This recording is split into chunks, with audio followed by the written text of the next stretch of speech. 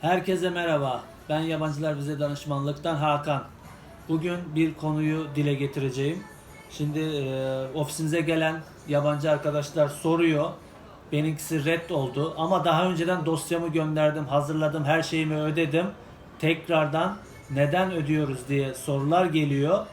Bunu açıklayacağım. Şimdi daha önceden Ağustos ayına kadar, Ağustos'un 20'sine sonuna kadar dosyalarını göç idaresine postayla gönderenleri göç idaresi hiçbir işlem yapmadı. Yani bunların genelliği hepsi red oldu.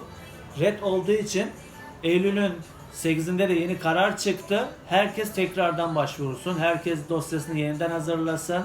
Harçlarını, vergilerini tekrardan ödesin diye karar çıktı. Bu karara istinaden zaten tekrar herkese başvuru yapıyoruz. Yani şunu söyleyeyim. Daha önceden postayla gönderdiğiniz evrakların hepsi göç idaresinde ve de onların hiçbirine işlem yapılmadı. Herkese red verildi. Yani bunu bilin. Daha önceden dosya göndermiş olan, ben ödememi yaptım, sigortamı yaptım diyenlere söylüyorum. Yani bu yeni çıkan kararda, 8 Eylül'de çıkan kararda red alanlar tekrardan başvursun diyor. Lütfen daha önceki posta teslimlerini, daha önceki ödemelerinizi şu an yapacağınız yeni başvurularla karıştırmayın. Göç İdaresi bir genel af çıkardı pandemiden dolayı.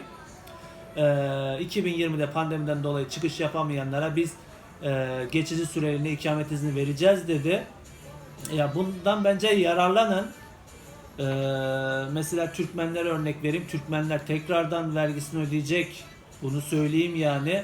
Ben önceden ödedim, ben önceden sigorta kestim, ben önceden gönderdim gibi şeyler söyleniyor, şeyler soruluyor. Bizim müşterilerimiz de soruyor, dışarıdan arayanlar da soruyor. Bunlar tekrardan ödenecek, onu söyleyeyim. Ödemeden tekrar bir başvuru yaparsanız zaten işleme alınmaz. Daha önceki göndermiş olduğunuz dosyaları şu an yapılan işlemlerle karıştırmayın. O dosyaların hiçbirine göç idaresi bakmadı. Herkese, tüm yabancılara red verdi.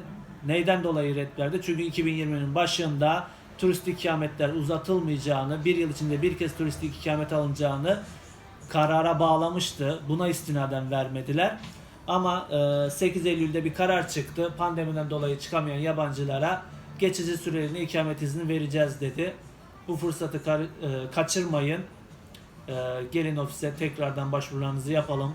Daha önceden bizden başvuru yapmış, dosyasını hazırlamışız, göç idaresine gönderdiğimiz kişiler de gelsin. Onların da işlemlerini yapacağız.